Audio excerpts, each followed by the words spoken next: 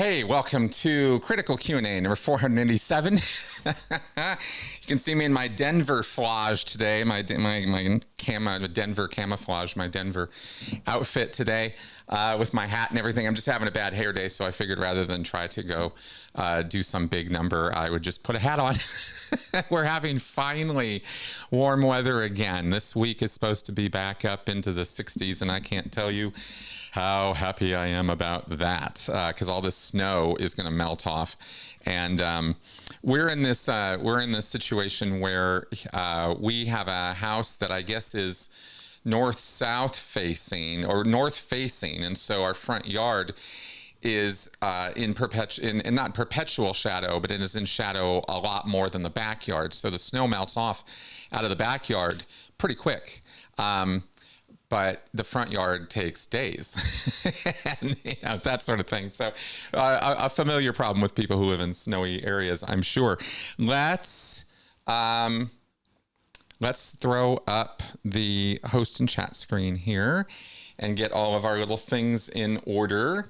I've got, yes, let's get the Q&A started, and I've got a couple little things to do here today, which is why I'm doing a couple little things on, anyway. Please put your questions here. All right, start Q&A. Okay, good. So I've now got the Q&A box up and accepting questions so that you can put them in while I start talking to you. And actually, before we even begin any monologues, let's check out some Benson cam. Let's go over to our exhibits page here and throw on our little bundle of furry joy that is my pet dog named Benson, Benson the Magnificent. This is him right here. And this was him just about 20 minutes ago. I took this video of him sitting in Mel's office, just chilling on the couch, on the floor there. You know what a chill dog Benson is, but like as me having some camera fun, extreme close-up of Benson. Anyway, he can be quite the hyper little Shih Tzu sometimes. I think he's more Shih Tzu than Lhasa Apso. I think that's the mix that we've been told he is, and I see so much Shih Tzu in him. And anyway, he's just he's just our little wonderful guy. So there's your Benson cam. Let's switch back over to the host and chat screen here.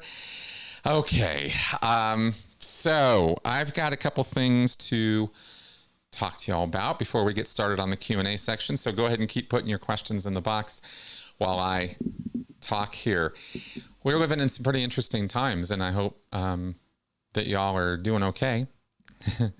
One of the things that I wanted to talk about with cults and with extreme behavior is that you could almost define extreme behavior by how susceptible or how much of a tendency a person has to think in binaries. Yes, no, black, white, right? True, false, absolutes. The more toward either end of a if you have spectrum-based thinking, which is like gradient thinking, which is like, shades of gray, millions of shades of gray, to get all the way over to the extreme black or the extreme white, and there's all this stuff in between. But the more susceptible a person is to not recognizing those nuances, the more cult-like you could say their thinking is, the more extreme they're going to be. And because their choices are being limited down to just two. And if we listen to people like Dr. Jan Lalich or Dr. Steve Hassan, then we see that an integral part of any cult or coercive control situation is limiting your choices. Any situation where your choices are limited feels like an infringement. Even if you're a kid, it feels like an infringement. You're like, I should be able to.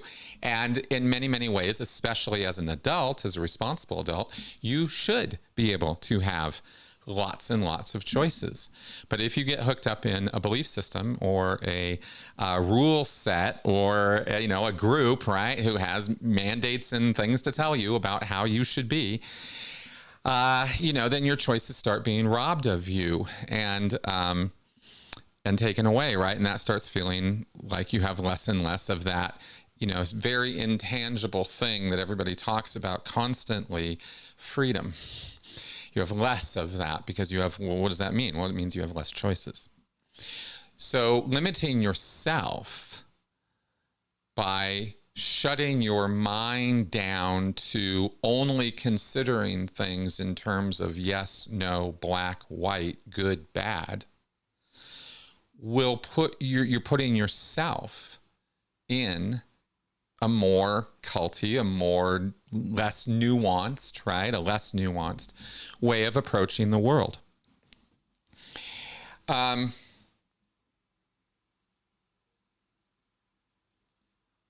So I wanted to read something today from Zimbardo. Zimbardo is, let me just give you a little bit about this man. Philip Zimbardo. And he is the man who ran he died last year, in fact, in October. And Philip George Zimbardo, and he's the one who ran the infamous Stanford prison experiment, which a lot of people have a lot of things to say about. But I'm going to read you a bit today through my wonderful teleprompter from his book called The Lucifer Effect, where he, as a social psychologist, that is what he was, addresses the concept of binaries and good and evil specifically, and the source of evil and the way we think about evil. I think this is timely. I think this is important to know about. I think this is good stuff to think about and just sort of like chew on. This is food for thought kind of stuff. And I'm going to read this to you. This was originally written, so it might sound a little awkward with some of the words and stuff because it's from a book. But here we go. The idea that an unbridgeable chasm separates good people from bad people is a source of comfort for at least two reasons. First, it creates a binary logic in which evil is essentialized. Most of us perceive evil as an entity, a quality that is inherent in some people and not in others. Bad seeds ultimately produce bad fruits as their destinies unfold. We define evil by pointing to the really bad tyrants in our era, such as Hitler, Stalin, Pol Pot, Idi Amin, Saddam Hussein, and other political leaders who have orchestrated mass murders. We must also acknowledge the more ordinary, lesser evils of drug dealers, rapists, sex trade traffickers, perpetrators of fraudulent scams on the elderly, and those whose bullying destroys the well-being of our children. Upholding a good-evil dichotomy also takes good people off the responsibility hook. They are freed from even considering their possible role in creating, sustaining, perpetuating, or conceding to the conditions that contribute to delinquency, crime, vandalism, teasing, bullying, rape, torture, terror, and violence. It's the way of the world, and there's not much that can be done to change it, certainly not by me. An alternative conception treats evil in incremental terms as something of which we are all capable, depending on circumstances. People may at any time possess a particular attribute, say intelligence, pride, honesty, or evil, to a greater or lesser degree. Our nature can be changed whether toward the good or the bad side of human nature. The incrementalist view implies an acquisition of qualities through experience or concentrated practice, or by means of an external intervention, such as being offered a special opportunity.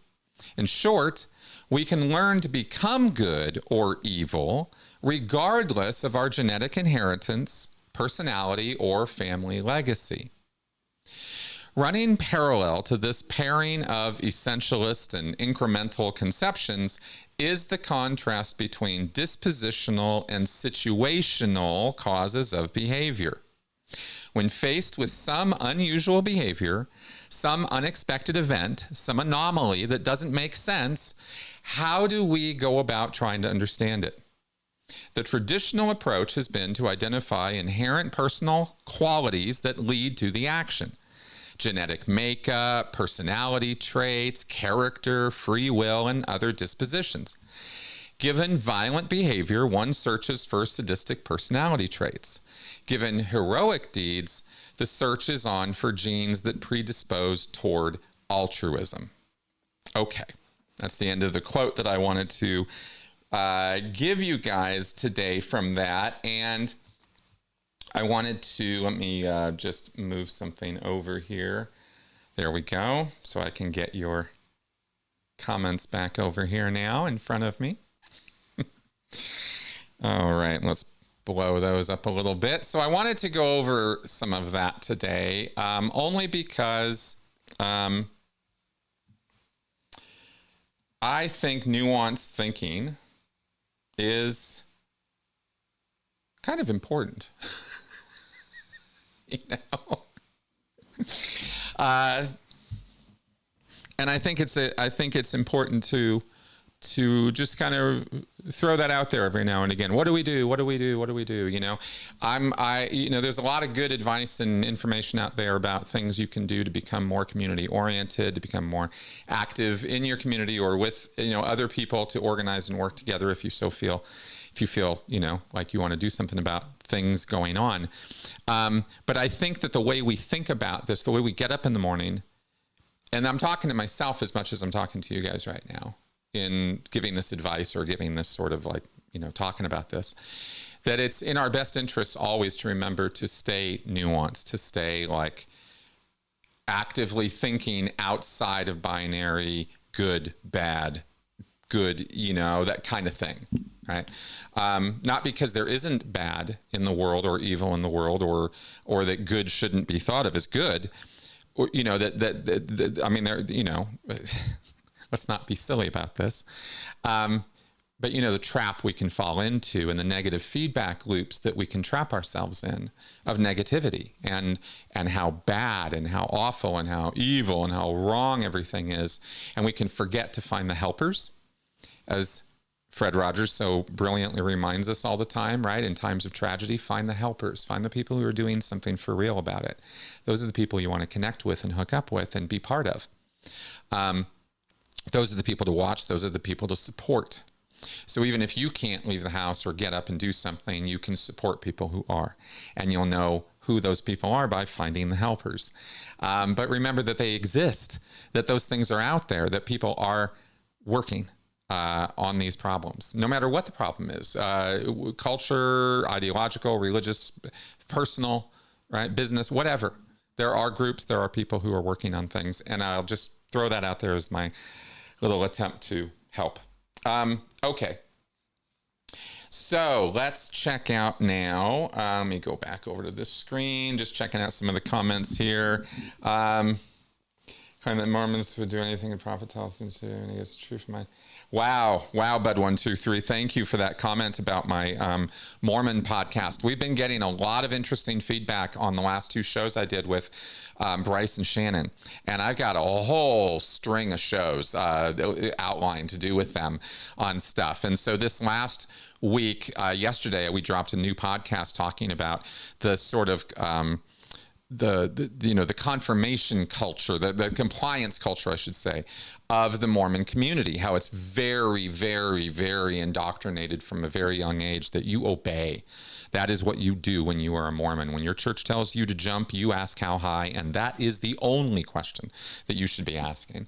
Again, binary thinking, right? And so it's been really interesting diving into this Mormon culture and background and history in a way that is a deeper dive than we've done before. And we've done some pretty deep dives. I mean, with those three apostles, apostate shows, we went deep on a lot of stuff, but I don't know, this feels different for me somehow. So I'm having a lot of fun with this and learning an awful lot, and I hope y'all will join me in this journey on my Speaking of Cults podcast. If you don't know, I have this podcast every Saturday. New episodes come down. Sometimes I monologue, but most often I'm interviewing other people, and we're discussing various aspects of cults and the fallout of that. So, okay. All right, so let's go ahead and get to your questions here. Okay, top of the screen.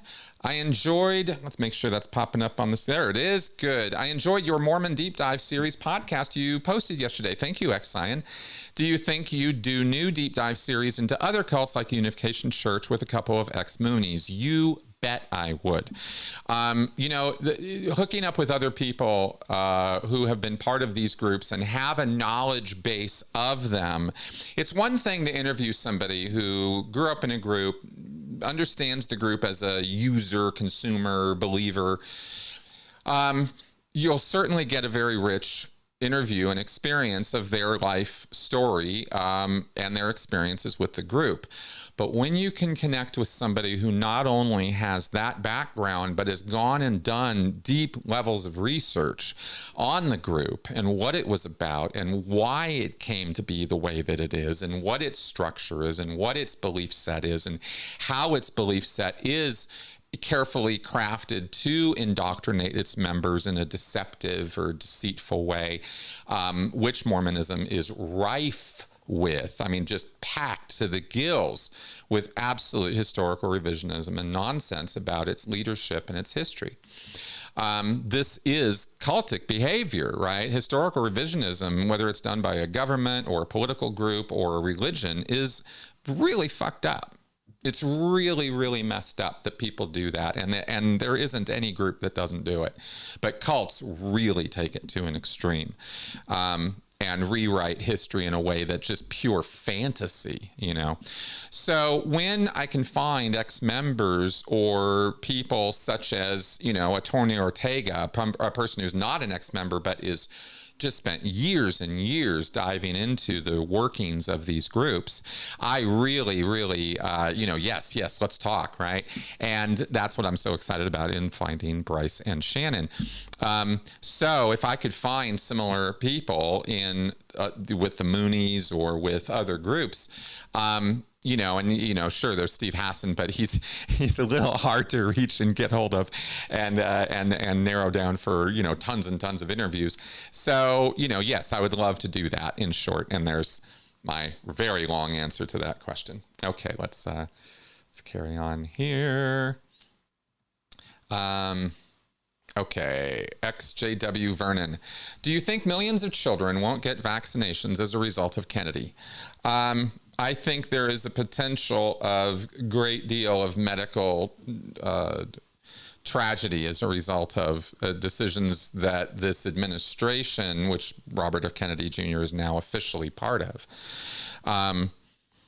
I believe that if they follow through on some of the things that they are saying they want to do, that we are going to see problems. With our national health care.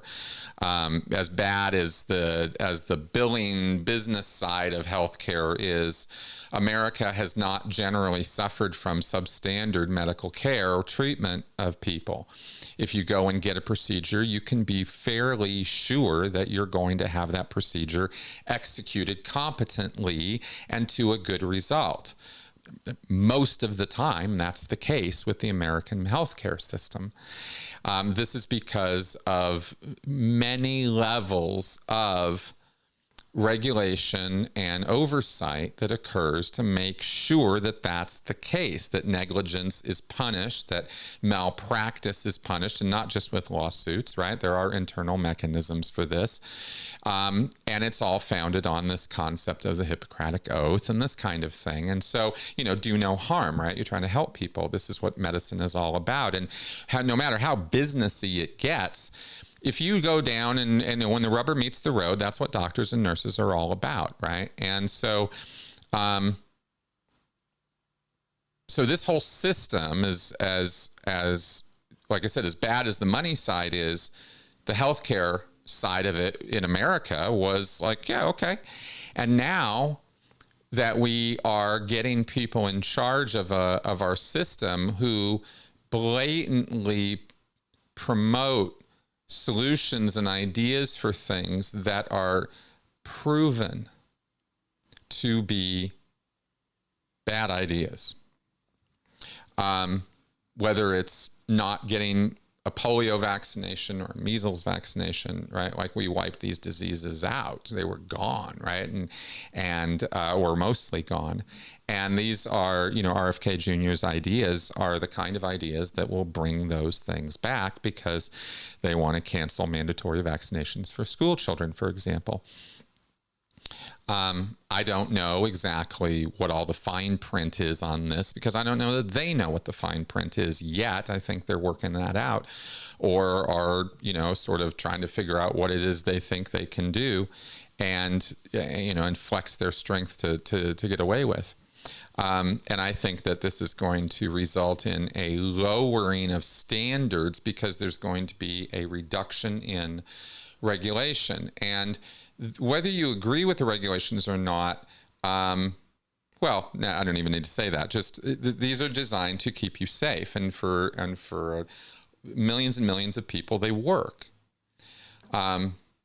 It's a fallacy of magnitude to point to one or two or three or even 100 examples of where the system fails and then say the whole system is rotten and to its core and needs to be burned to the ground and the earth salted. That is a incredibly fallacious, it's wrong-headed thinking, right? It's very illogical.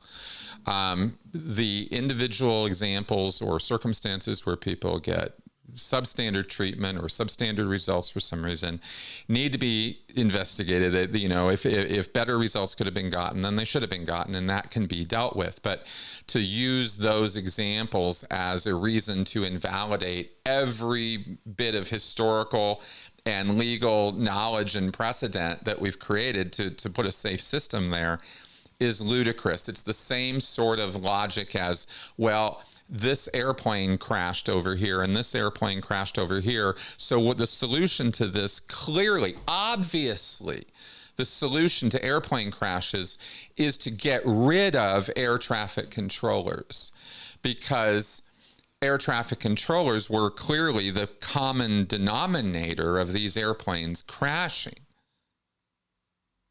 See, from a certain point of view, that logic is incredibly sound. And if what I just said sounds like absolute madness to you, which it should, then you see that it can be logically consistent and yet still horribly, horribly wrong because it's incomplete logic. You're not taking the whole picture into account, right? You're just micro-focusing on one stupid thing and going, well, this must be the problem, right? Oh, more children are born with autism. Well, it must be the vaccines, like this kind of thinking is the same kind of thing. Let's take all the guardrails and safety and regulations of our system and just tear them all apart because of, bad result A, B, and C, right? It's very, very illogical. So anyway, there's what I will say about that without going on and on at a mad rate to say anything more about it. Anthony Spurgeon, you've established Hubbard's fiction is garbage, and I agree, but is there a fiction work of his you like? People say fear is good. Okay, great. Good question, Anthony. Thanks for asking.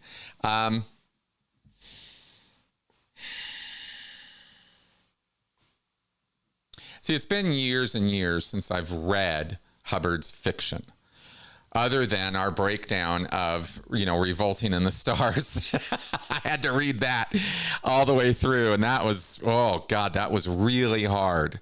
It's like a 70 or 80 page document, and it's just, oh God, it's revolting. It's awful.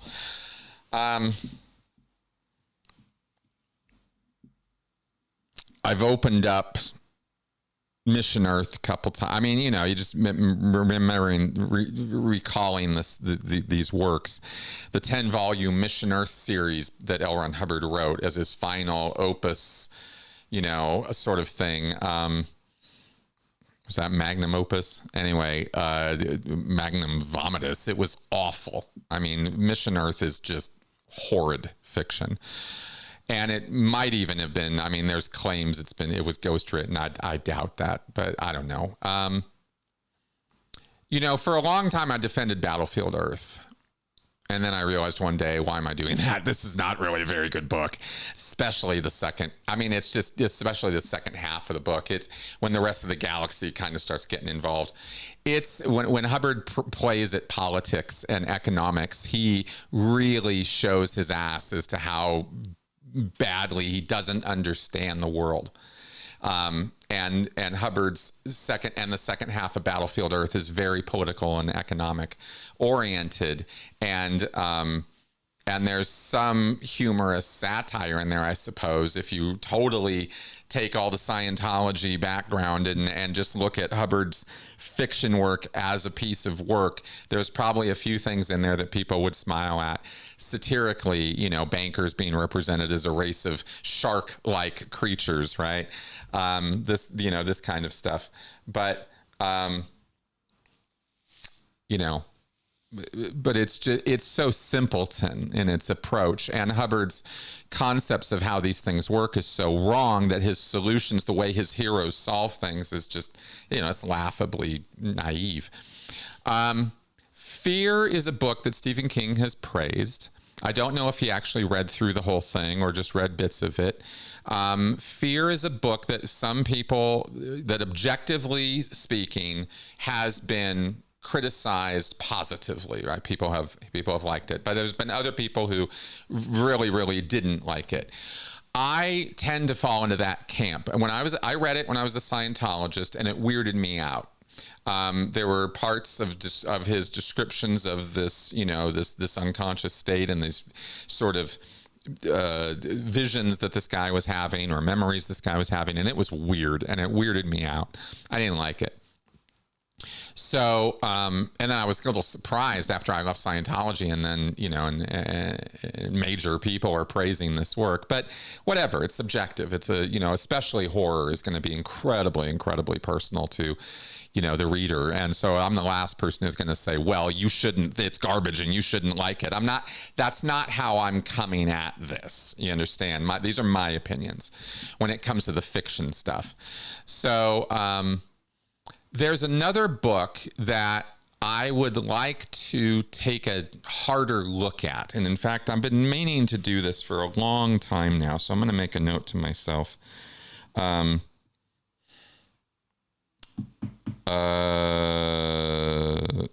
come on. Final Blackout. Final Blackout is Hubbard's essay on leadership, or on being a commander or leader, and it's sort of this dystopian story of a post-apocalyptic sort of world, and this guy, the colonel or something, I think, is the guy who's in charge, or the lieutenant, I think, the lieutenant, and it's sort of a character study, I guess, in leadership from Hubbard's point of view. So I'd like to take a look at that newly, because I remember when I was a Scientologist reading it and thinking it was brilliant. And I doubt that I would think that now, but I don't remember a whole lot about the actual content. So that's why I want to go back over that one and check it out. So I guess the answer to the question, Anthony, is no, there isn't any fiction work Hubbard wrote that I actually like. But that's not to say that there isn't fiction work Hubbard's written that is bad or is objectively horrible stuff. That's the thing about objective. You can't say that about in art. You can't say it's objectively horrible. People say that sometimes, but you really can't. Anyway, okay. Okay, now remember, Lolly Alchemist there, who, you got to get your questions for me in the Q&A box. I believe it's at the top of the chat or somewhere. There's a thing that says, please put your questions here. You got to click on that so I get them in my Q&A here. Okay, so I can take them up. And please do throw your questions at me. I'm more than happy to take them up here. X-Cyan, do you think someone could sue Do you think someone could sue the Church of Scientology like John Huntsman suing the Mormon Church for misrepresenting itself and its history, and that they had they known, they wouldn't have joined? I really wondered about that. I wonder what kind of legs this lawsuit is going to have against the Mormon Church. And knowing as little as I know about it, it's probably dangerous for me to make statements about what I think about the viability of that lawsuit. But my initial thoughts, knowing as little as I know, are that it's not foolhardy or silly. It certainly is a wonderful reason to sue them, but I don't think it's going to stand up in court as that the Mormon Church is liable to him for deceiving him about their history.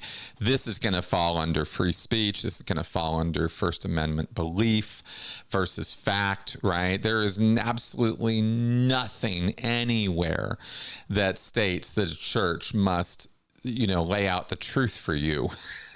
There is no such concept as informed consent when it comes to a church. And it might be, so it's really going to matter how Huntsman's team approaches this. There's about, probably about 20 different angles of attack to come in on this. And like I said, I don't even know which one they're using. So could somebody come after Scientology this way?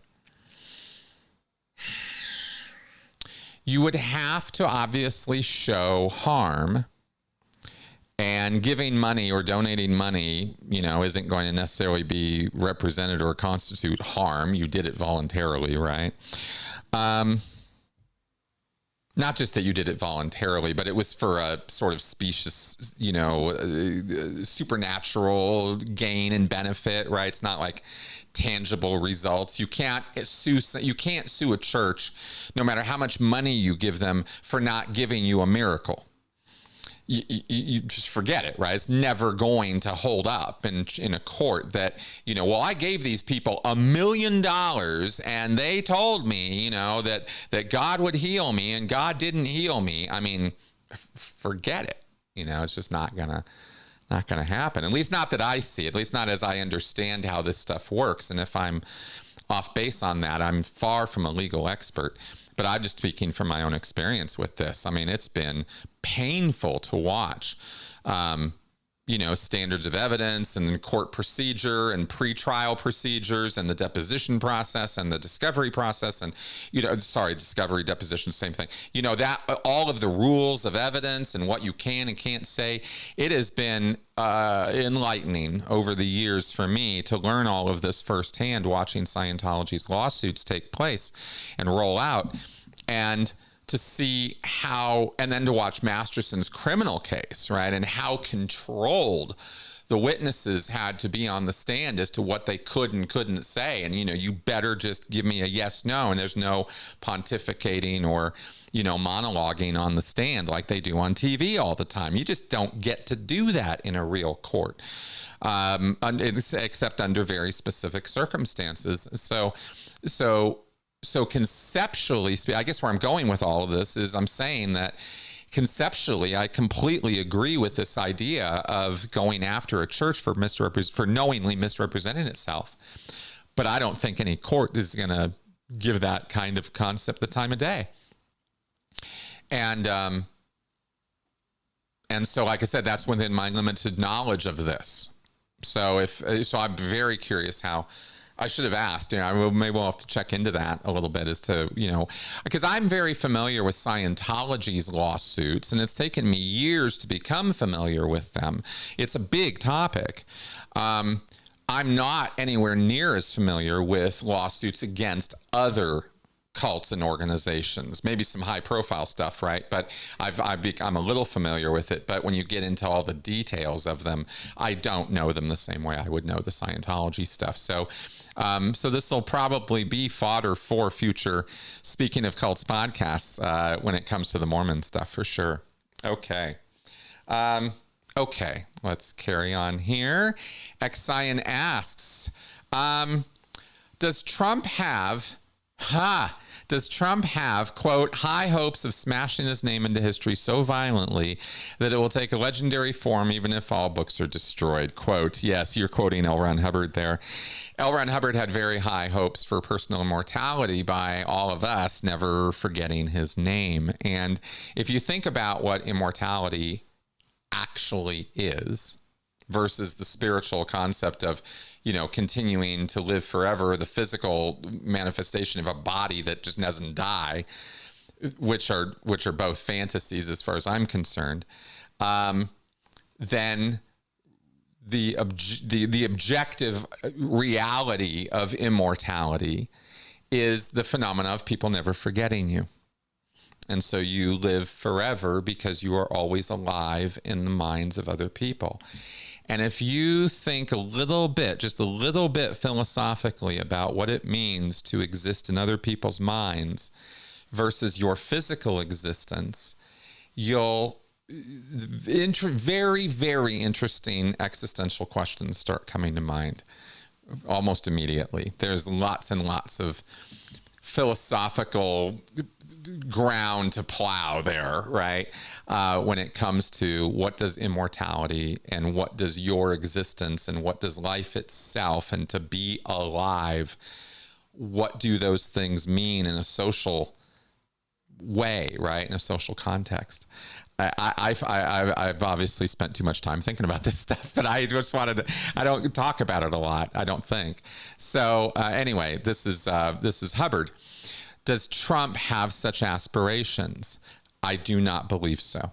No, I don't think Trump has legacy on his mind much at all, because he doesn't do things or act in such a way that preservation of his name and legacy into the future matters to him. It doesn't. He doesn't care, that I can tell. Now, if I'm wrong, I'm wrong. This is my take on it, though.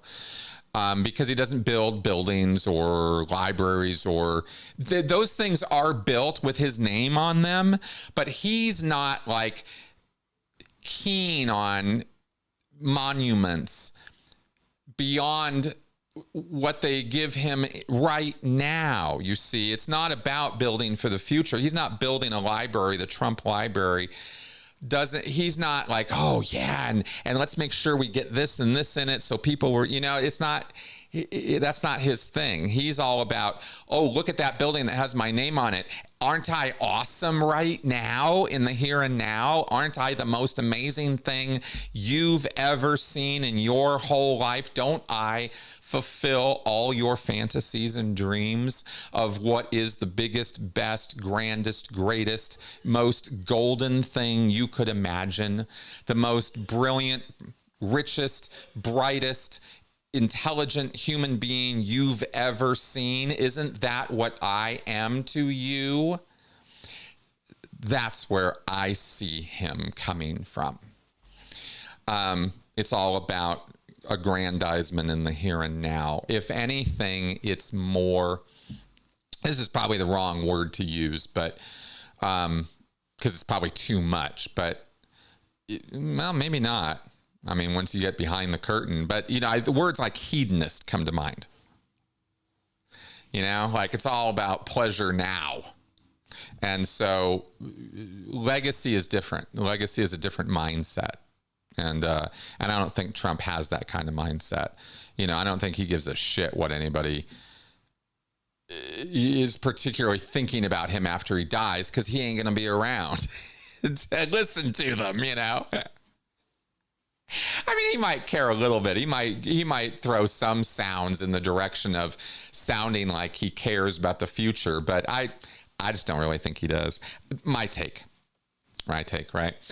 He would have to.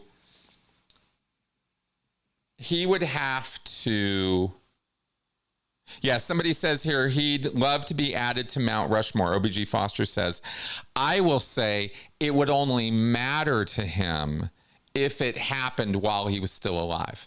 If somebody said, hey, we're going to put you on Mount Rushmore after you're dead, he'd be like, so? Like it wouldn't matter to him as much, He wants it now. He needs it. It's his narcissistic supply. Right? Okay. Okay, XJW Vernon. In your opinion, does Miscavige see any similarities between him and Trump? I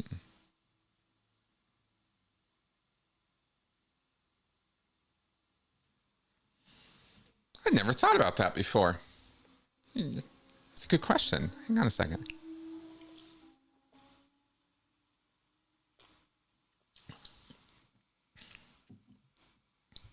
No, I don't think so. I think Miscavige looks at somebody like Trump as a buffoon. The way he talks, the way he rambles, the way he carries himself, the way he... I think that Miscavige would be more in the mindset of looking at Trump and going, if this fucking guy can be president, it seems like I could be. You know, like that would be more of what I would think of as his reactions and responses to somebody like Trump, right? Is like, what am I looking at right now? Wow, this is what's okay. And then of course, you know, there's no way, there is zero chance that David Miscavige is not connected with Trish Duggan, Grant Cardone, John P. Coates, right? The Ukraine negotiator that Tony and I talked about. And who knows who else?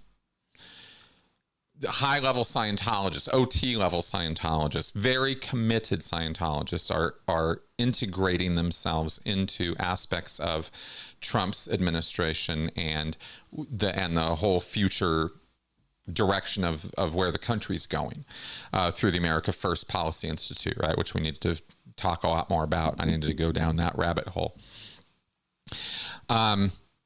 So there's no way Miscavige is not like in the loop on that.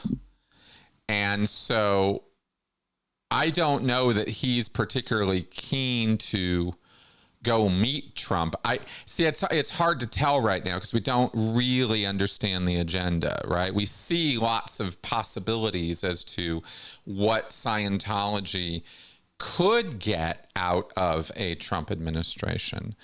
They're certainly making hay right now. They are certainly very happy with the circumstances in Washington, D.C. I mean, Pam Bondi, you know, is not a Scientologist, but she's a very, very staunch Scientology ally. So the connections to Trump and to his administration are something David Miscavige, I believe, is keenly interested in.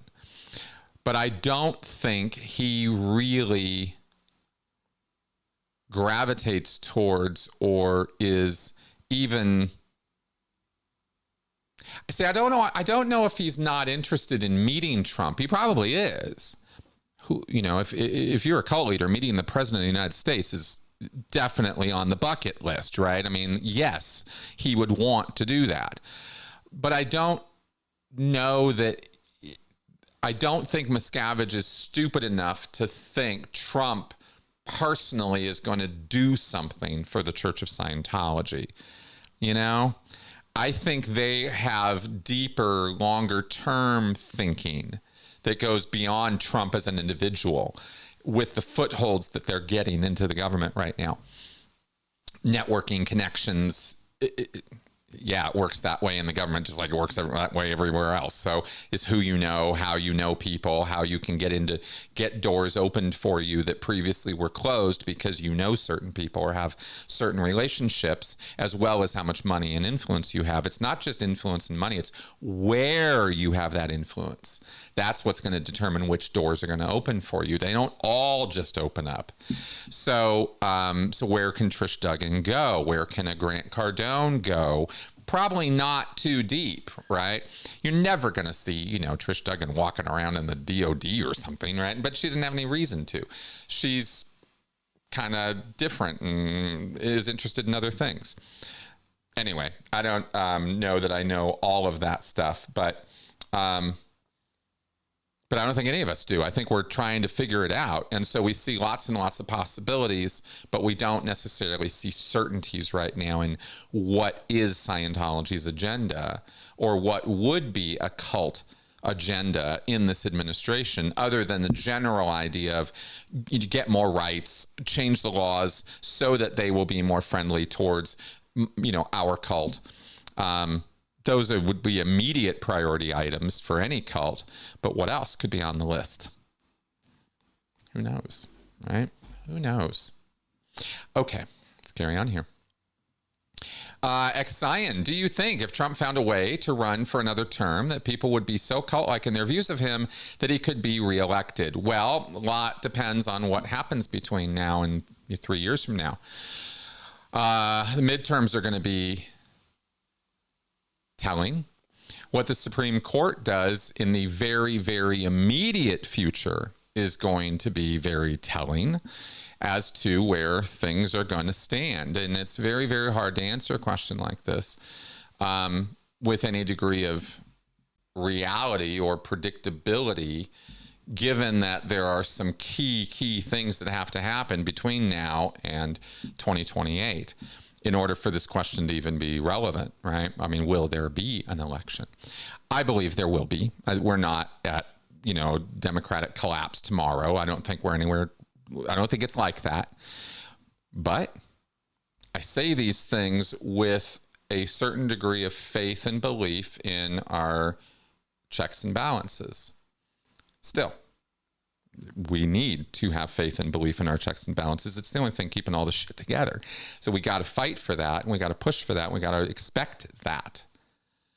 There's way too many people who seem to be, at least on the social media that I see, who seem to have already given up.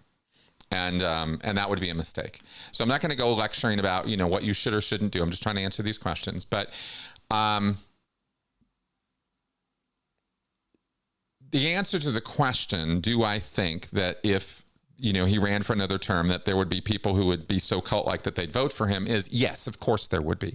And yes, people absolutely vote for their dictator and authoritarian and praise and applaud them when they come into power.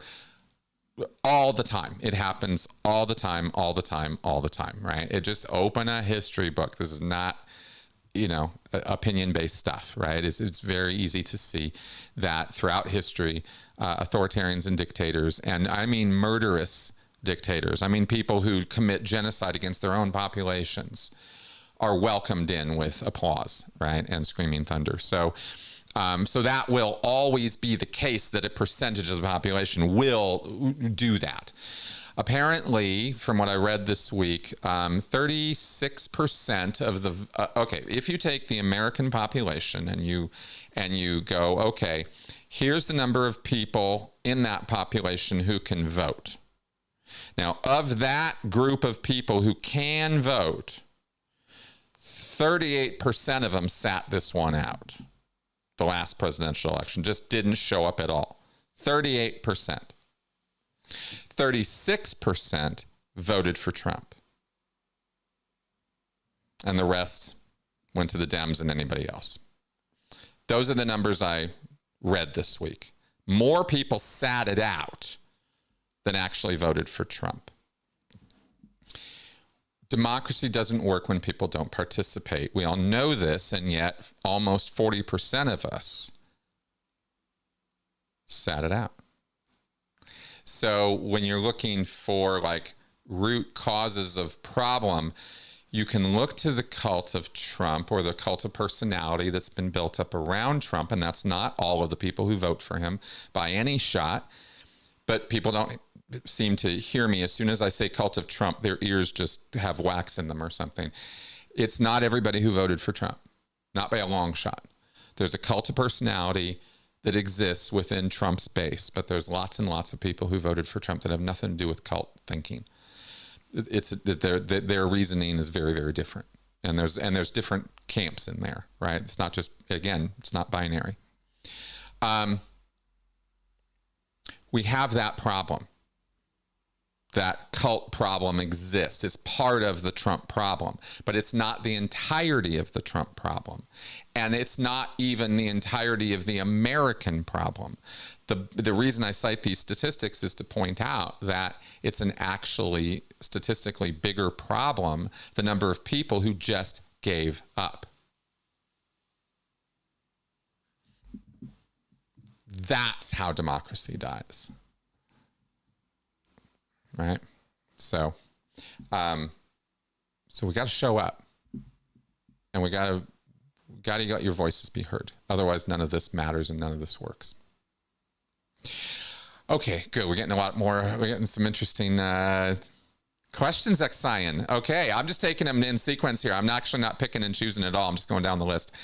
Xian, what's your opinion about privatizing all the major governmental programs? I think that's a drastic mistake. And I'll cite the privatized prisons as my case study.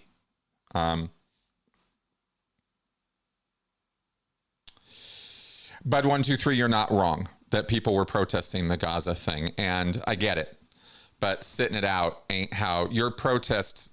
No vote, right? I mean, it's an illogical thing to do.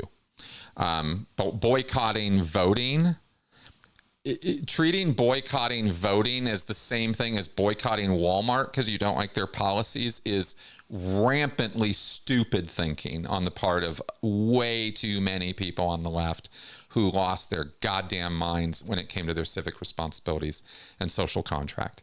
I am rabidly upset with so-called progressives and left-wingers who decide that they're going to protest by not voting at all. You just couldn't have given a bigger middle finger to this entire country and everything we're trying to do here by just sitting it out because you think that is making some kind of statement. You idiots. I mean, I just have very low tolerance for that.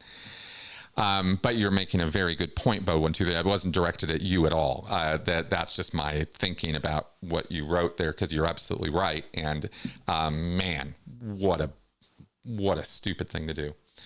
Now, as far as privatization goes, yeah, it's a bad idea for a lot of reasons. Okay. Chris Shelton's thinking. This is just my opinion about things, so I'll give it to you, right? Because when it comes to something like this, it's a subjective matter. There is no factual, objective answer to this one, because it all depends on what your agenda is, what you think of as good and bad and right and wrong. I believe the role of government is to provide civic functions and services that centralize the budgeting, the regulation, the rulemaking about those services, like a post office. Post office is your first line of civilization. Of real centralized government services is a post office, as postal system. So the next thing would be like a fire, like in a community, right? Having a fire station, going from volunteer status to paid, centrally budgeted by a government service, right? If you privatize that, then somebody's profiting off of it. And this is where we get the key conceptual difference between privatizing versus public is who's making the money? Where is the profit of this? The money that is being produced from this to pay for all of this, where's that going and what's happening with it? And we already know without any question, we have now seen hundreds of years of capitalist, Western, expansionist thinking where more is the only answer to how to run a company. It's not enough to provide a service and just be adequate and competent at delivering that service and making a steady gain of profit off of that. No, that is not how business runs in Western economies anymore. It's all about growth strategy. And if it's not growing, it's failing. And if it's not taking over and dominating everything in its space, right? It's very totalist in its thinking, to be honest. And that whole attitude from private corporations drives profit incentive, where you're failing if you're not producing a profit for the shareholders. And so the only reason you exist as a central theme of your existence is profit, profit, profit. Governments do not exist as profit-making entities to distribute profits to shareholders and investors. You could analogize it to that. You could stretch that, government as a business and we're the consumers kind of thing. We're the shareholders, right? But it's a strained analogy. It's different, right? Government provides services. Government is in service to the people it represents. No corporation exists in service to its customers. The privately owned companies are in service to its owners and its investors, not you. You are a secondary thought to any corporation that is servicing its owners and its shareholders. You're always going to be second in line. And so privatizing civil services means that the services that the very society needs, the services the society needs to function at all, postal service, fire, emergency services, transportation services, certain logistics services, utilities in some areas, I believe utilities should be not privatized. I don't think utilities should be privatized. But, you have the government problem of bureaucracy and waste and mismanagement and all of that. But I'll take all of those problems over privatization problems, because a government is answerable to its citizens even when it's a bureaucratic, kind of like whatever, it's still answerable to its citizens. Corporations are never answerable to anyone other than themselves or their shareholders, not you. You have no voice. So if you're asking, well, would you like to go from a little voice to no voice at all? I'm going to go, well, I think I'll stick with having a voice. I think I'll stick to a system where I can elect my representative into this system and still feel like I have some choice in the matter, right? I don't get to elect who the CEO is or who the local sales manager or district manager of this company is. I have no line to these people at all. And if they don't create or put a customer service there, then I've got nothing, right? Whereas with the government, you have lines of access. So I think there's a lot of reasons here, just off the top of my head here, as to why privatizing government programs is an incredibly horrible idea. Horrible idea. You just couldn't. It's a recipe for disaster. And if somebody, I don't know, give me some examples, maybe in the comments or whatever, or in your feedback on this, of where it hasn't. Where has privatization resulted in a competent turnover of that power, where for that region or area, that's under control? I'd be interested in seeing the positive side of that, because I'm going on about the negatives. Throw me, if you have that. Otherwise, let me, or conversely, let me know in the comments if I'm right. Okay. X-Science, another good one here. Can you comment about LRH writing, quote, no government bum ever acts on his own initiative. Governments today are simply like prostitutes. They are used. Hubbard from 21 July 73. Oh, I see. Yeah, okay. This builds on Hubbard's conspiracy theories. Hubbard was very much about games and game makers and being 3 feet back of society's head and having this big objective overview of things. And Hubbard was absolutely convinced, as I've talked about many times before, that there was this vast global conspiracy to control the planet on the part of 12 men. He's specifically said 12 men. And that these men, these media moguls and financiers and whatnot, are the guys who actually are the wizard. They're pulling all the levers for real on the planetary control system.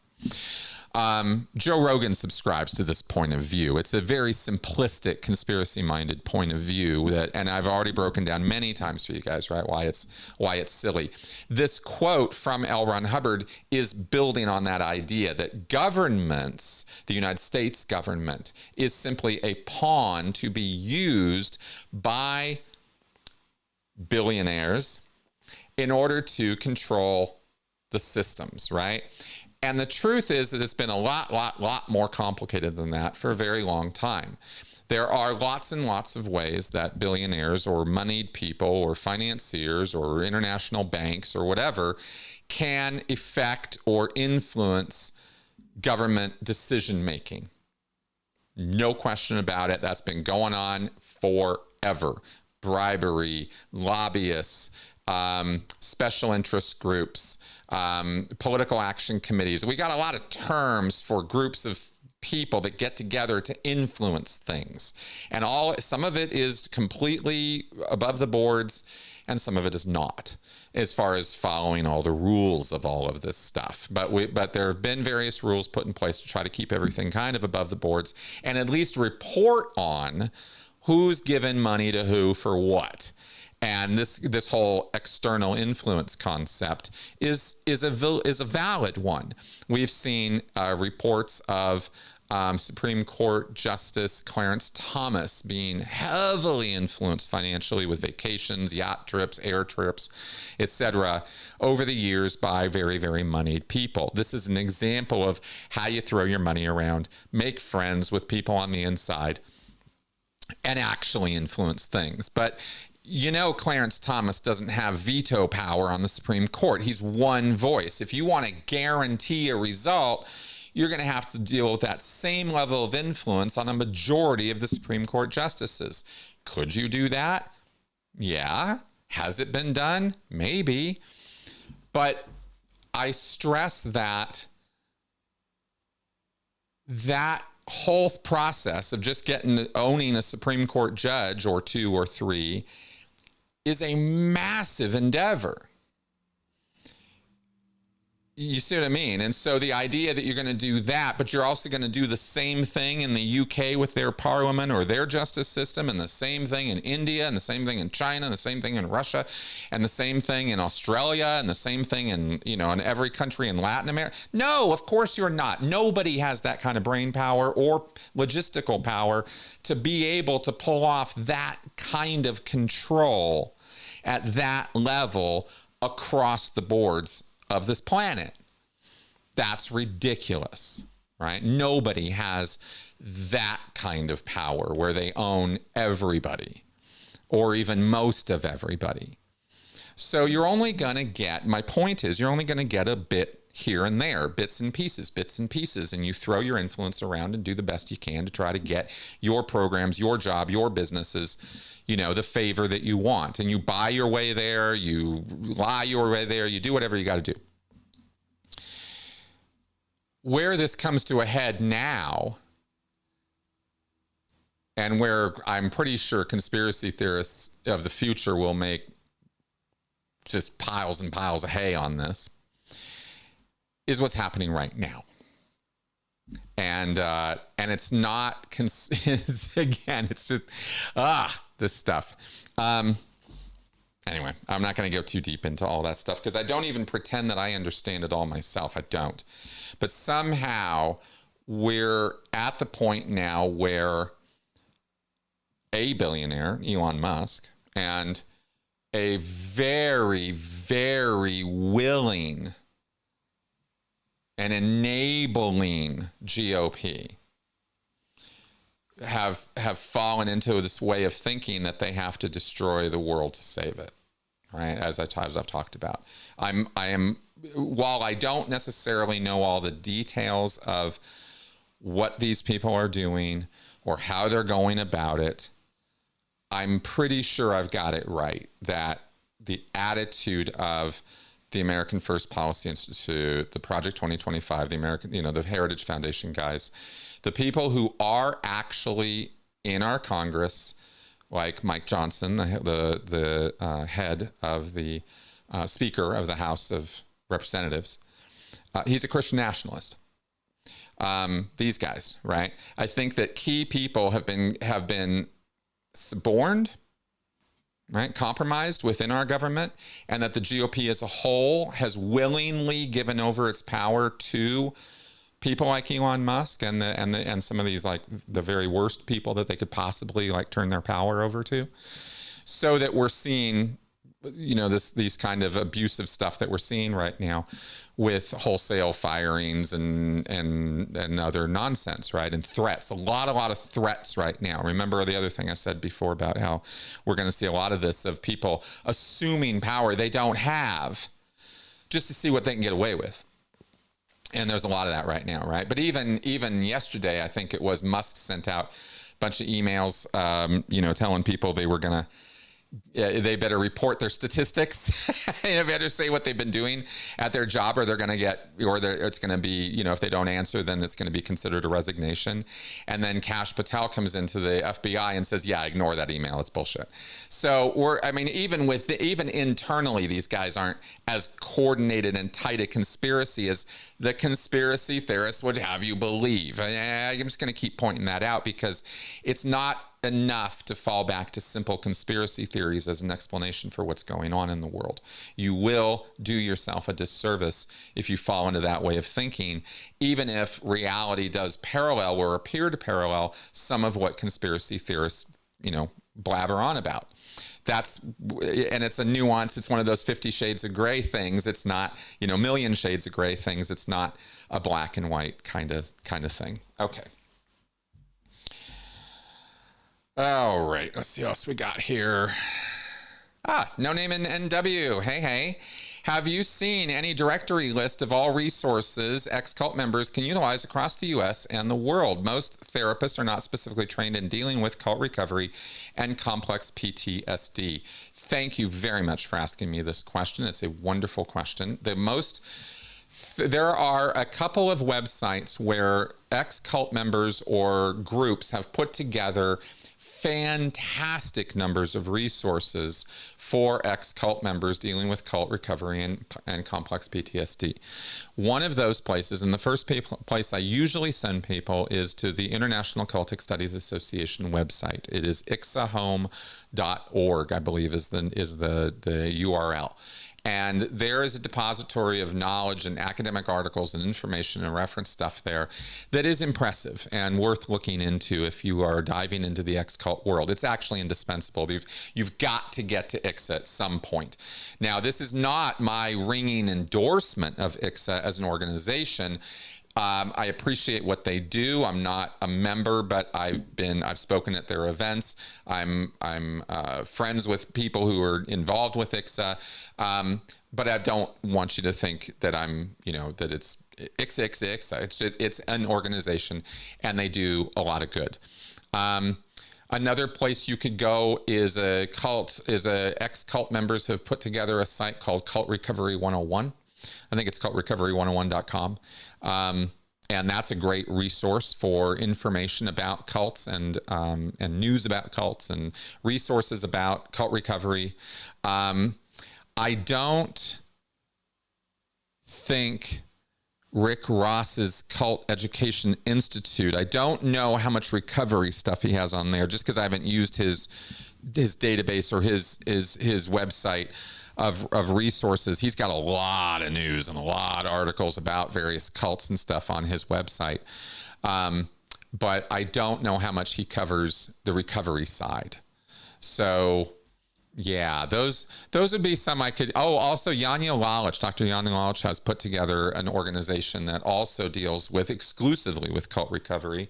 Let me actually look that up real fast, because I think it's like Cult Recovery Center or something. Cult Research and Information Center.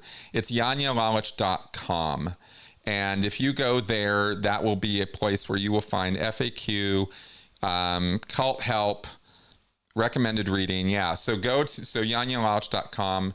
Obviously, Freedom of Mind Institute, I think Steve Hassan's website and work, a lot of recovery stuff there, lots.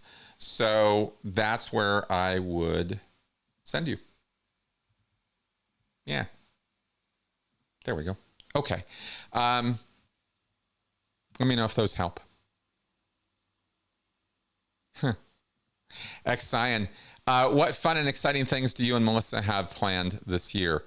Not a lot, actually. I'm not going to go all like whatever. Just let's see. What do we have planned this year? I mean, I want to get my book done this year. That's for sure. For sure. Oh God, I feel so behind. I thought I could get it done so much faster, and of course I didn't. But anyway, I do want to get that done. And I know that's not exactly what you would think of as fun and exciting, but you know, these are the answers that occur to me.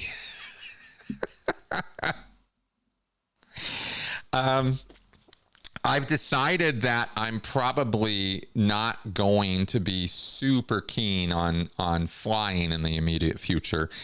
So I'm not sure that we're going to be flying anywhere.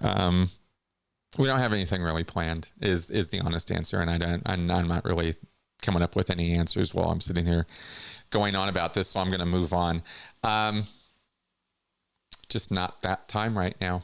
Okay. Leslie Bishop. Chris, you may have mentioned this before, but what resources do you refer to for accurate fact checking? Oh, thank you for asking me this, Leslie, because I just saw something, that channel I recommend, Vlad Vexler, actually just posted a video about fact checking and pointed out some very, very interesting things about it, which now you're asking me about. So I get to pass on some of these good points with my own thoughts about it. Because fact checking is funny, isn't it? You got to think for a second. Here's the point that was being made that I'll make to you that was, you know, that I went, about, okay?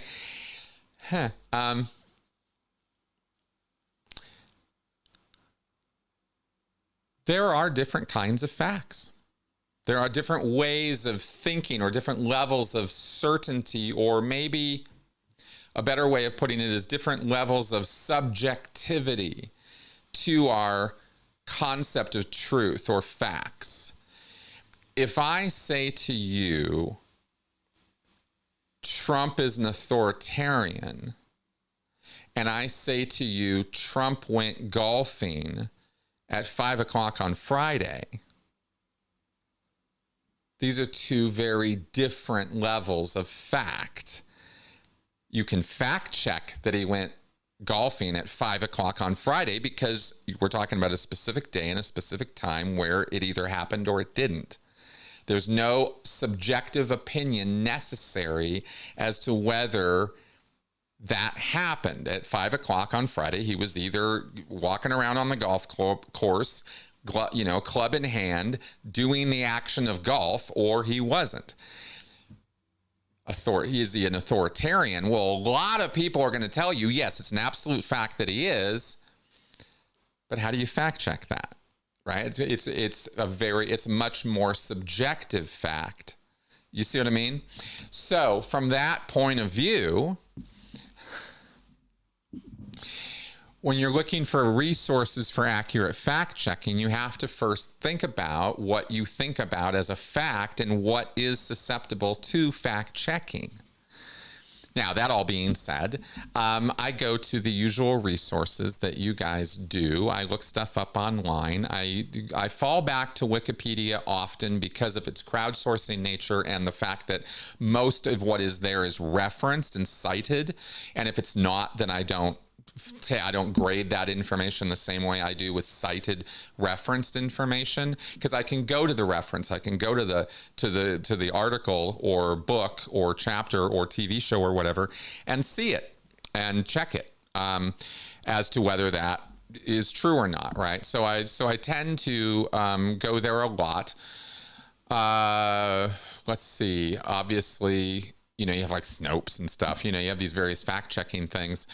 But I guess all I really wanted to say here was, as an answer to you, Leslie, is just make that point about what is a fact that can be checked, and how deep down those fact-checking rabbit holes should you go, right?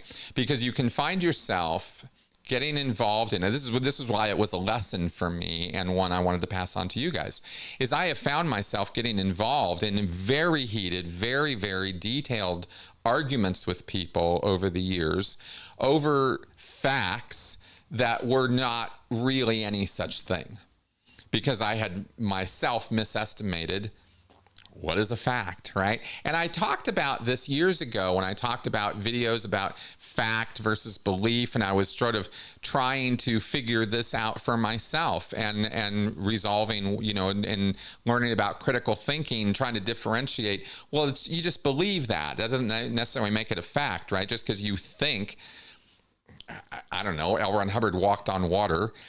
You know, well, you can think that that's a fact because you read it in a book, but it doesn't mean it is. Right?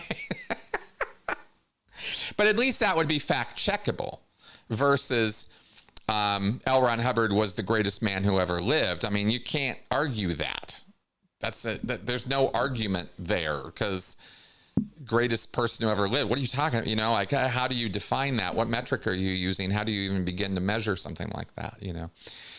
All right. Anyway, point made. The Waller. Hi. If you want to learn more about the OT levels besides OT3, where do you recommend to look? Right here.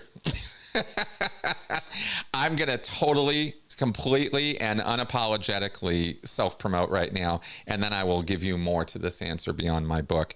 But in this book is a chapter on page 161 called Why Scientologists Believe They Are Saving the World, or here's the part about Xenu. And I spend 32 pages breaking down the OT levels for you and what they are all about, and the background to them, because it's not just about OT levels and body thetans. You got to know about implants and past lives and whole track stuff. And there's a lot of language and lingo connected with this in Scientology. And if you want to know about that stuff, they're publicly available online all over the place. Is a document that has been compiled of the various OT level bulletins and issues, and you can find that at xenu.net, various places on the online. I think xenu.net's still up, but if you look for it, you can find it. It's like a downloadable PDF or something, like otlevels.pdf, and that will break down for you in many, many, many pages of reproduced L. Ron Hubbard bulletins, an awful lot of what's covered on the OT levels. But you also need to know that half of OT3, the Xenu story, isn't on OT3. It's on a course that Scientology offers to train Class 8 auditors. The Class 8 course, was what it's called, and it's this high level course where Hubbard gives a number of lectures, and in those lectures he actually describes and talks about Xenu and the whole Xenu story, and gives all kinds of facts and figures there that the people who do the OT levels never learn anything about. I incorporated that information in my chapter. Okay, so it's all in here. I don't know anybody else who's done all of that. I mean, you might find it online here and there. You'll have to hunt around, though. So that's why I'll tell you to buy my book. It's on Amazon. I self-published. Okay, let's carry on here. Apple cider vinegar. When people do affirmations in front of a mirror, are they just using self-brainwashing techniques? Did LRH do affirmations? Hey, great question. There are various ways of doing affirmations besides sitting in front of a mirror and saying things to yourself. You can also record those affirmations and play them back while you're awake, while you're asleep. repetitive, right? The repetition of the words is what's important there. The idea that you wire your brain through repetition is not, that's a true thing.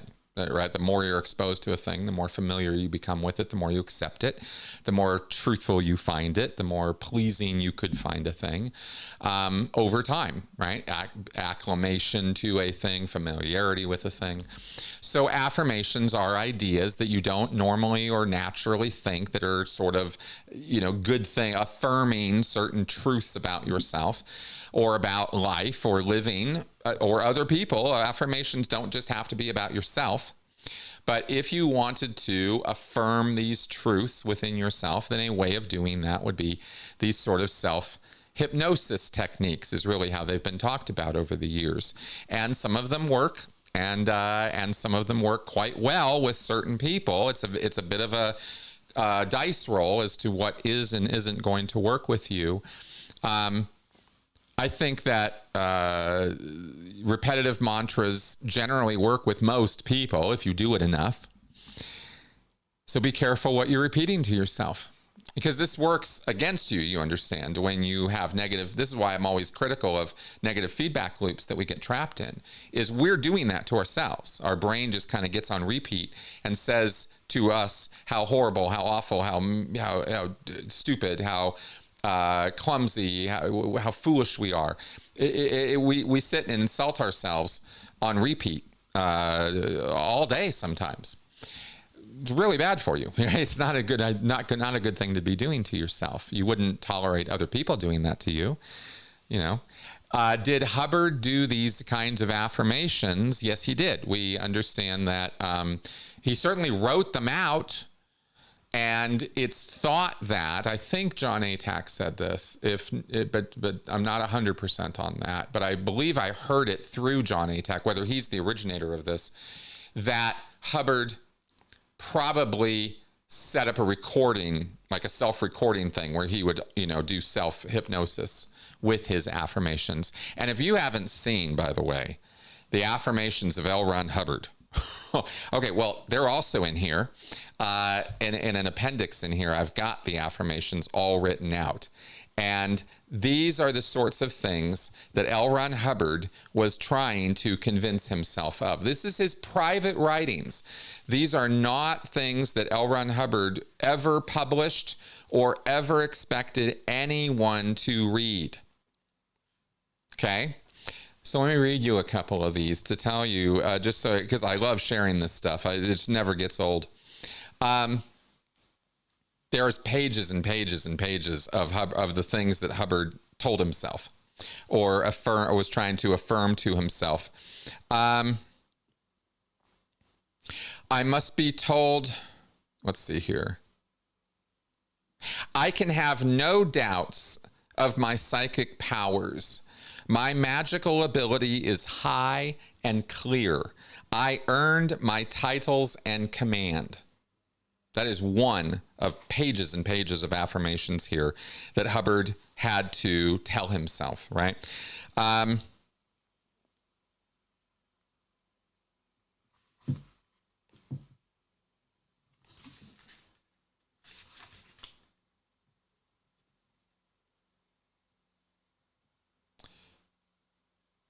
Wow. He's going on about one of his ex-wives here. Here we go. I'm trying to find short ones. Sorry, there's paragraphs here. Sorry if I'm taking a little bit much here, but that my magical work is powerful and effective. That nothing can tarnish my love of life, my hours, my love of Sarah, and I have the power of banishing anything which would seek to do so, and that all things will seem wonderful and exciting to me all the rest of my days. Again, it just goes on for pages and pages, right? And there's stuff in here about how men are going to be my slaves and this kind of thing. I was looking for a little bit of that, but couldn't find it right away. The voice of your holy guardian is distinct from all the rest. It comes to you loud and clear. You can see her with brilliant clarity when you wish. This is one of his affirmations. These are some of what I've read to you here are pretty proof positive that Hubbard had not, these legit occult spiritual beliefs. I mean, he really did want this to be true for him, and he did believe in a guardian spirit, that kind of thing. So yeah, Hubbard definitely did do this. How he did it, we're not 100% sure on, but that he had affirmations and was using them, you know, with self-hypnosis, we are 100% on. So, so there you go. All right, let's carry on here. John O'Nolan. I actually like the quote, communication is the universal solvent. I know, I do too. It makes one sound smart. It does. What other quotes from LRH would you or others use with the general public to sound wise? Oh, let me look these up. Oh, I got a whole slew for you. Let me see if I can, let me see if they come up. There was an early lecture set called, The Route to Infinity. This was I think 1951 or 52 lecture set. And really, it's not going to give it to me here. That's a shame. Let me see if I can find this real fast, because it's worth looking up. There we go. Route to Infinity. Technique 80 Lectures by L. Ron Hubbard. That's it. Let's see if we can.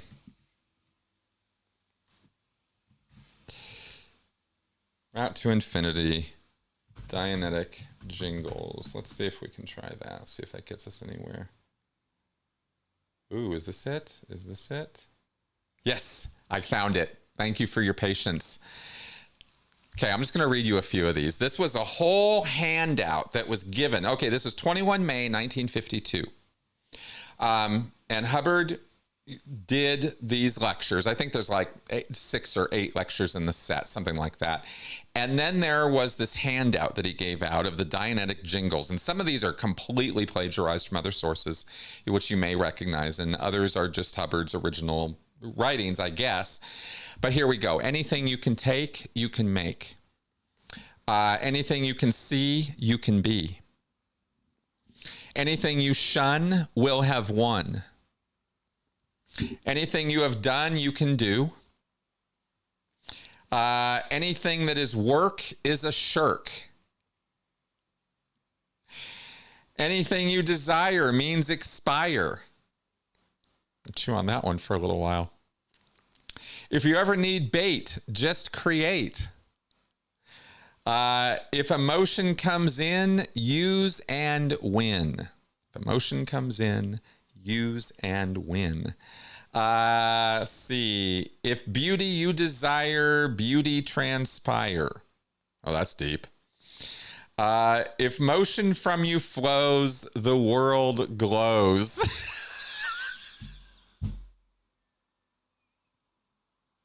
I'm sorry. I haven't seen some of these in a while.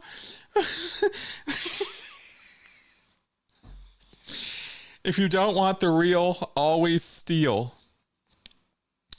If you ever repent, you are spent. If you act in the past, you won't last. Okay, have you guys had enough? Is this enough? Oh, it's the motion in the ocean. Yeah, it's pretty. Oh, this is funny stuff. Okay, let's carry on. Yeah, there's some stuff for you. John O'Nolan.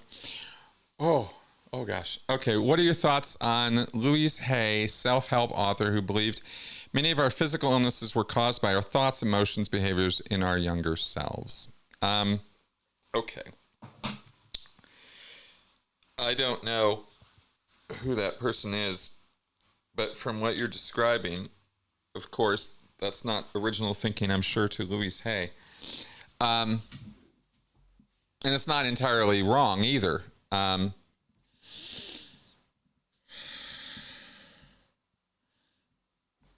Caused by our thoughts, emotions, behaviors in our younger selves. See, I'm not sure where they're drawn, where Louise draws a line in the sand on that.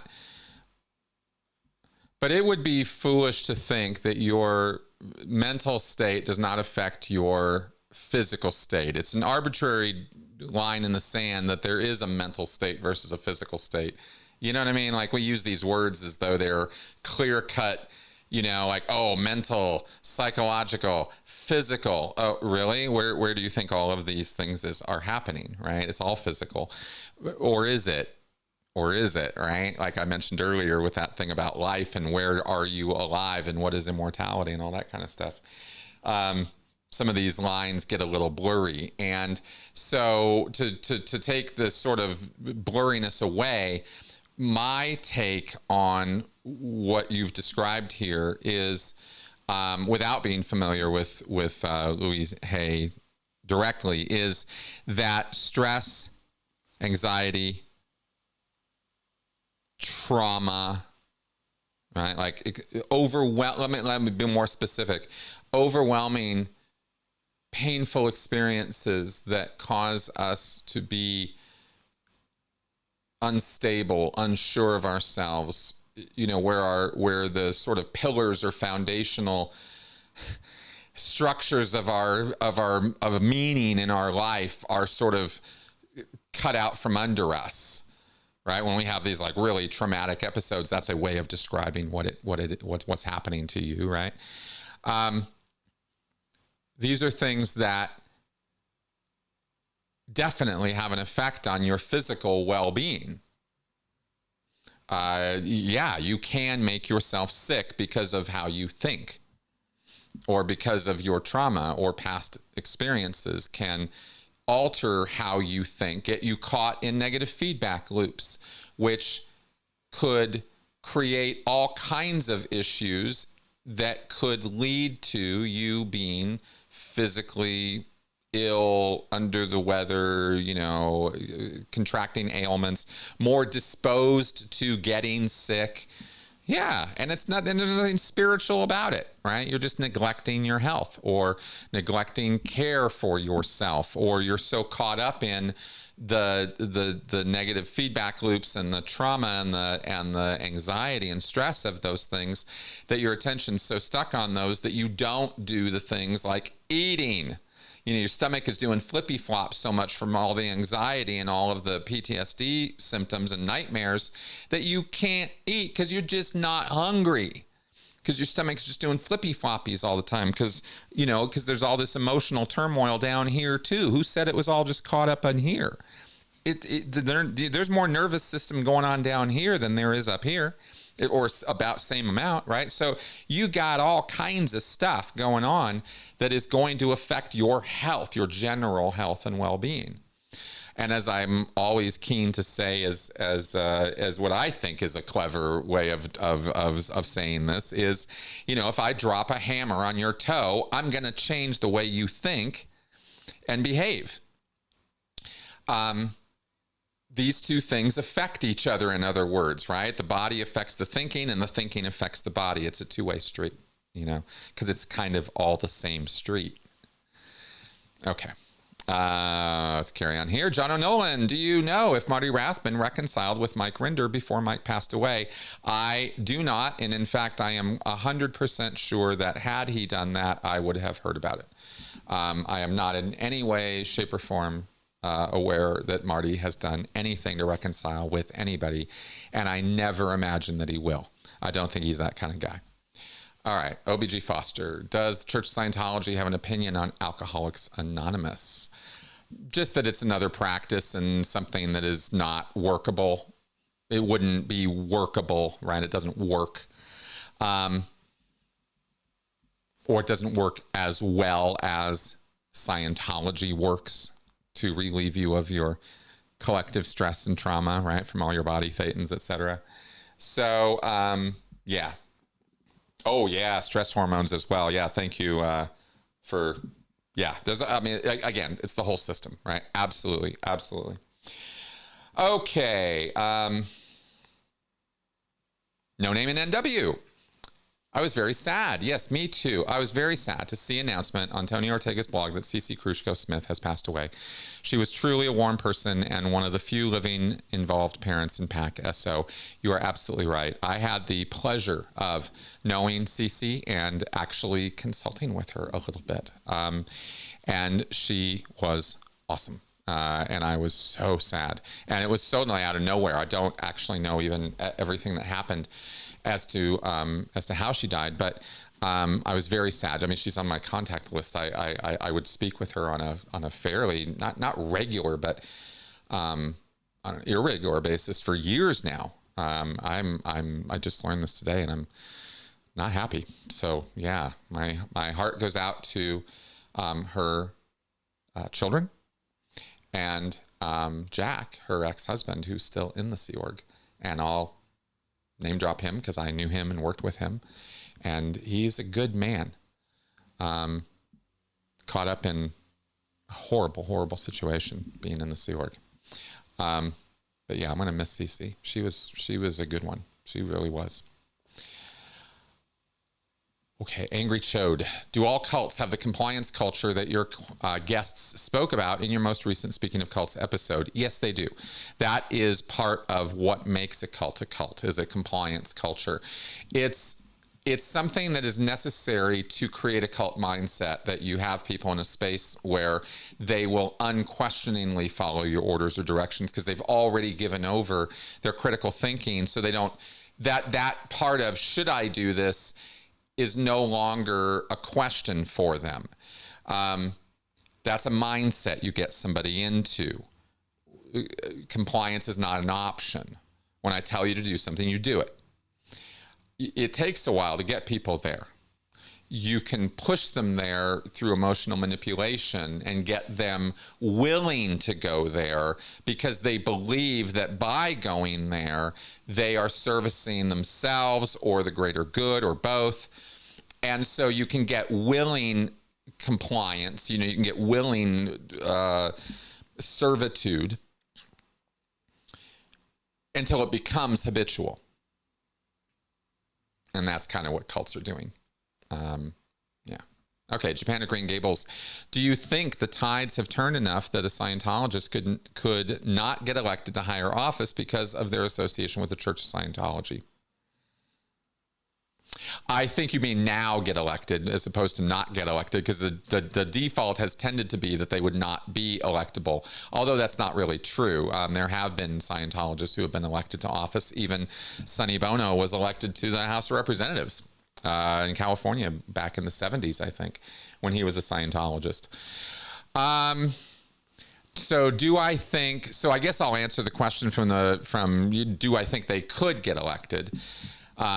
Because even despite their association with Scientology. Or, oh, no. Okay, no. Let me flip it back. Sorry, I'm sitting here adjusting your question when you're asking me. Okay, now I'll just answer the question you're asking me. Sorry, Japan. Because you're asking from the other direction, right? Have we done enough exposure, enough work that, hey, they can't get elected now?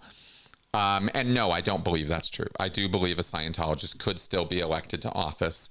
I think it would depend on where and how it was framed, how it was pitched. But I think that it would be an uphill battle for them, and it would not be easy to overcome a Scientology background. Yeah, I think it would be hard.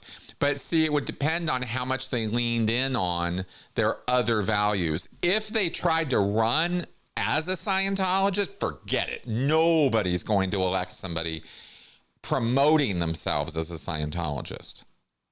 I feel strongly that is true. I don't think anyone could get elected if it was like, yeah, I'm a Scientologist. But if nobody knew, right? Or if it was like this, kind of thing, then they might be electable. If they could explain it away or something, right? But I don't think. Yeah. But I would say the question depends on a lot of other factors beyond just the Scientology question. Like, are they Dem? Are they MAGA? Are they conservative? And the MAGA and conservative are not the same thing anymore, right? and how much of that are they, and how much of a base do they have? Because people will forgive a lot if they think that you're on their side when it comes to, say, MAGA. Because there you're dealing with a group it's already in a pretty extremist headspace. So when they see fellow extremists, right, they're like, oh yeah, this is my guy, right? That whole post-truth populism thing allows for an awful lot of spin. So within that context, right, within that situation, yeah, maybe they would be electable. So it's complicated. Yeah. Okay. Oh my God, 240. Okay. Let's see what we got here. Okay. We only have a couple more. We're going to see if we can wrap this up. Cannonball. Which of Miscavige's deputies worry you the most if they grabbed power and took over Scientology?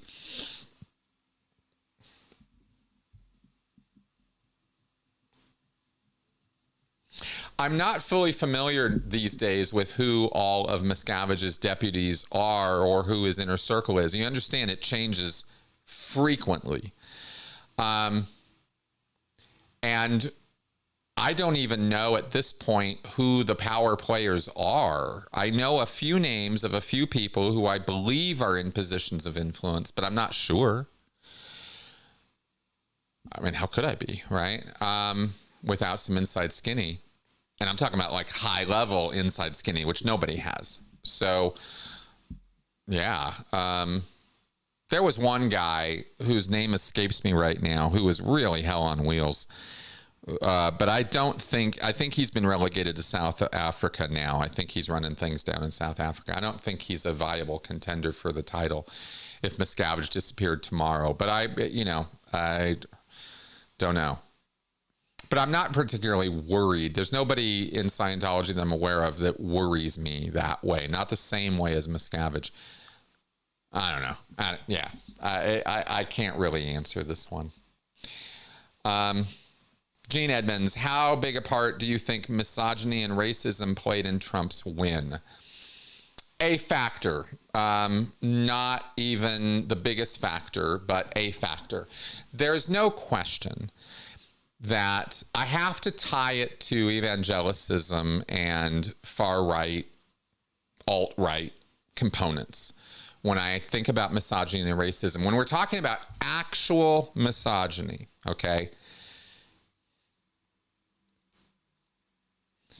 and actual racism, like the concept of a guy or a woman walking around going, that Asian, that black, that Latino should be hurt, doesn't deserve what they have. They should be put down like dogs. You know, this kind of race. I mean, this is racism, right? Misogyny, right? Like women don't deserve to be in the same spaces or places or jobs as men. You know, like real hate kind of stuff, right? Because these words have been watered down to such a degree that I have to go out of my way to define them as what they really mean so that I can answer this question from the point of view of, yeah, I do believe that real misogyny and real racism were present in the part of some of Trump's base when it came to his election, right? Part of that 36% of people are racist and misogynist. But how does that manifest? What does that look like? Well, you have neo-Nazis. They exist, and they vote. And we know what side of the political aisle they are on. Are there millions of neo-Nazis? No. Never have been. Not in America, right? I'm talking millions. No, there aren't. Not even close. So I don't see that because somebody voted for Trump, that makes them a racist or a misogynist. I don't particularly agree with that. I do agree with the fact that they are okay with voting the same way that racists and misogynists vote. And maybe there's, some reflection that could be done there. But I don't believe that it's a black and white thing. By that binary thing. Okay.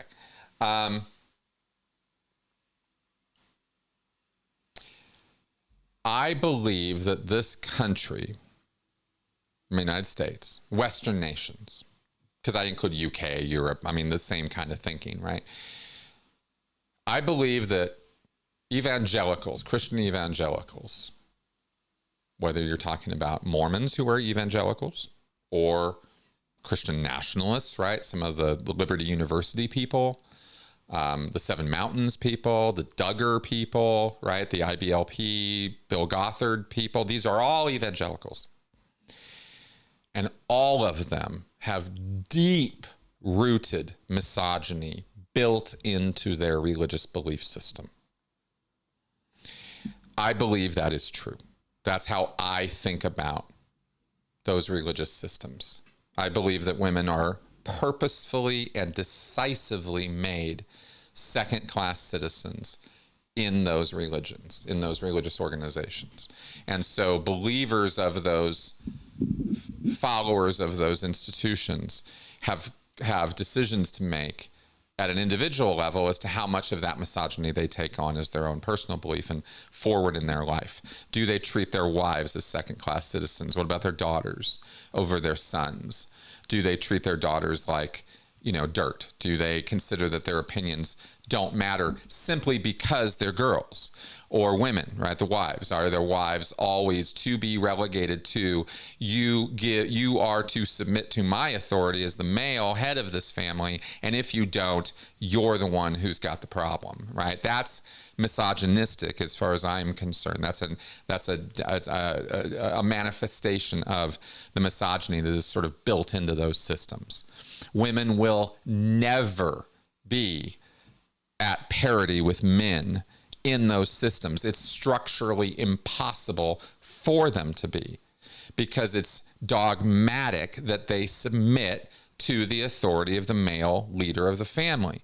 It's impossible for that to be anything but misogynistic. Do you see what I mean? And yet I have a lot of people who are in religious belief systems who say, well, that's not how my family runs, and therefore you're wrong. And I'm not wrong. I'm just saying that you haven't taken that mantle of misogyny on in your family. It doesn't mean the belief system doesn't encourage that. And it doesn't mean that there aren't millions of believers in evangelical families who are very, very misogynistic. And a lot of that belief set and a lot of those people in those groups voted for Trump. So to that degree, that's how I connect all those dots, right? It's one way that we could talk about how I connect all those dots as to how misogyny and racism contributed to Trump's win, right? Is it just part of their systems? In neo-Nazism, in the KKK, and in these alt-right, extremist groups, open and blatant racism is a feature, not a bug. It's part of being part of their process, is you have to be that way. So, and then, who do they vote for? They vote for people who think will encourage their behavior and empower them. And so they vote populist, right? They voted for Trump. So that's the part I believe it played in Trump's win. Big picture look. Okay. And trading. If you could go back in time, what would you tell your past self?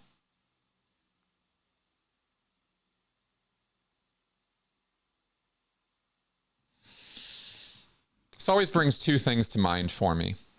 You guys know. I mean, I think long-term viewers, you already know the answer to this one, but it's two answers, and I really couldn't tell you which one at this point would be more important to me, because they are both kind of at the same place in terms of things I wish I could change about my life. Not that I walk around, and let me be clear about this, because I want to be clear about this. I don't live a life of regret unless I'm really in a depressive state. Right? Then I get all regretful. But that's a temporary thing. I don't, as a general rule, regret my life, regret my decision making, or look back on it going, I don't spend a lot of time doing that, except for my depressive days. Okay, so that being said,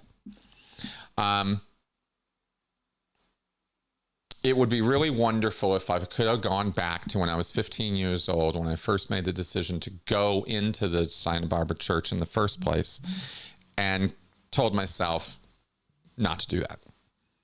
Right.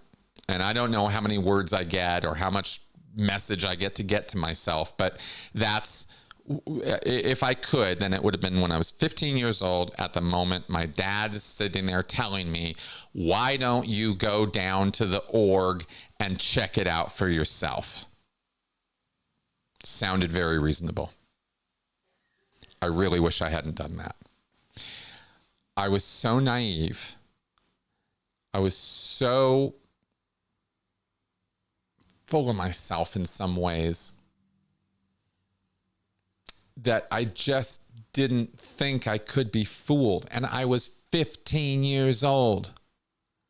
I didn't have a clue what anything in the world was really like or about. I was so gullible. I was so naive. And I was so sure I wasn't. And if you see that theme recur on my channel, by the way, that I'm constantly trying to like educate and warn and talk about, it's because that was who I used to be. And I, you know, and I don't think I was alone in that as a human being, you know?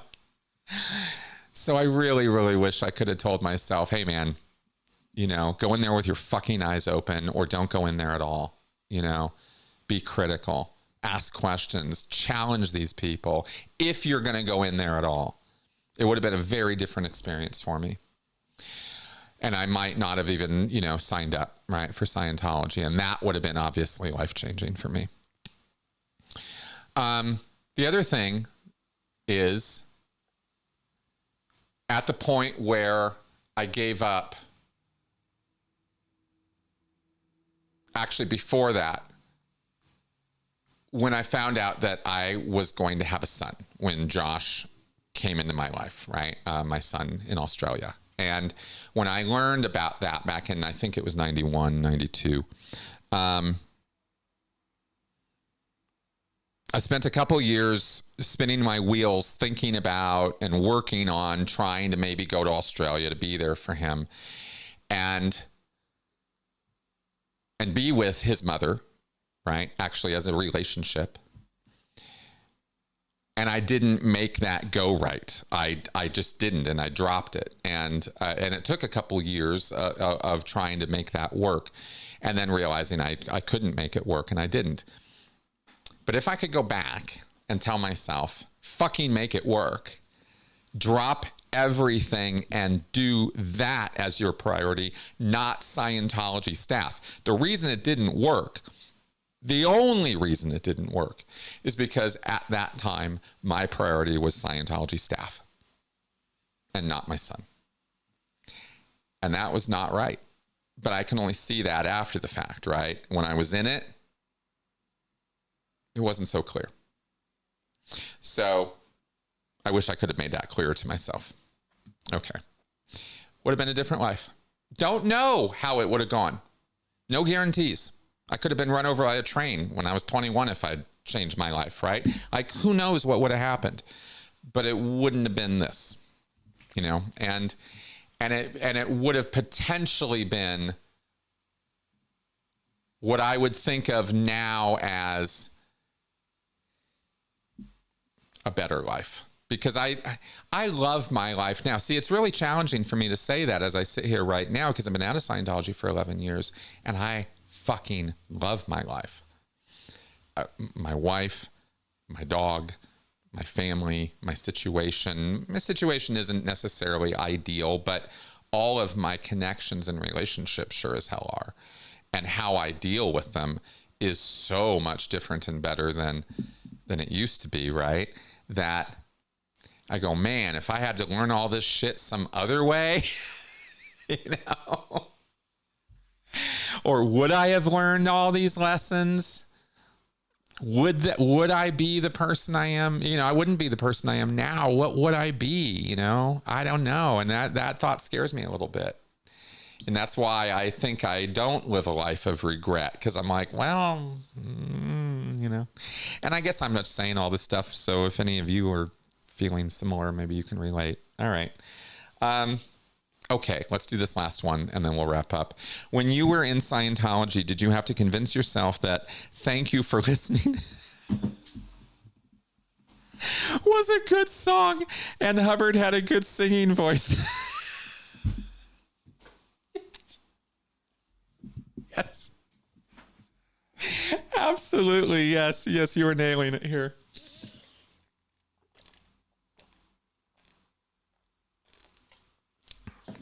Thank you for listening. I write just for you. That's the only part of the song I remember. Hubbard's singing voice, wow, blew me away. This is in the 80s. I first heard this with the Road to Freedom album. Oh my God. Oh my God. Anyway, yeah, that.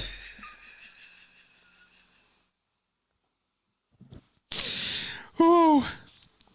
Hubbard singing, man. Oh, it's, I guess I get to take some consolation in the fact that I didn't fall for all of it, even as hard as I fell. At least there's some embarrassing things I get to look back and I go, wow, at least I didn't give over completely to some of the stuff that would just be so embarrassing now.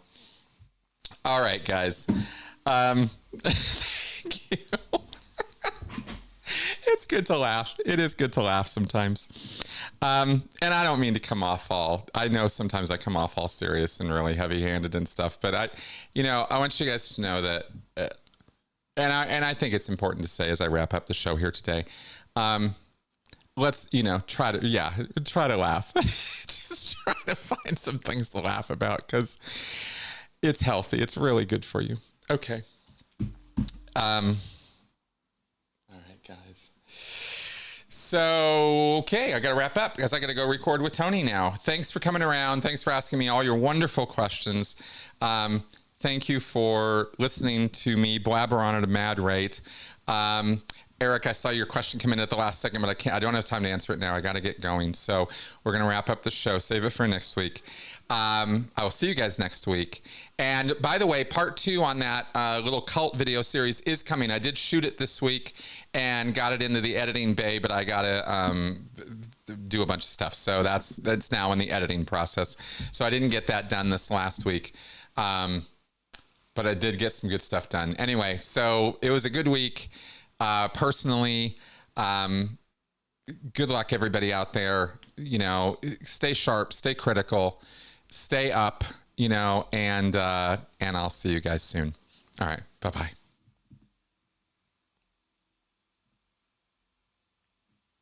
Oh, over.